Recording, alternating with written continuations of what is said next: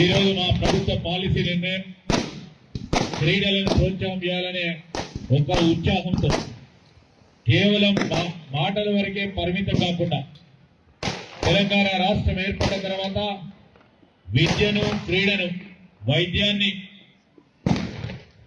మరి గాలి వదిలేసి ముందుకు నడిచిన వైనాన్ని మనం చూసినాం.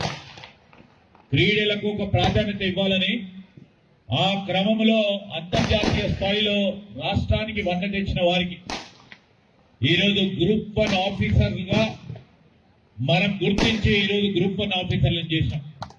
అక్కడే ఆగలేదు. ఈరోజు మొట్టమొదటిసారి 10 సంవత్సరాల తర్వాత ఈ రాష్ట్ర ప్రభుత్వం ఒక క్రీడా పాలసీ తీసుకొచ్చింది. స్పోర్ట్స్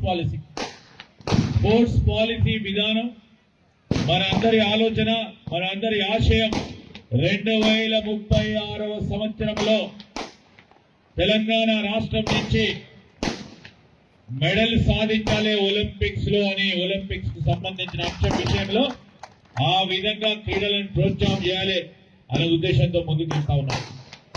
ఈ సందర్భంలో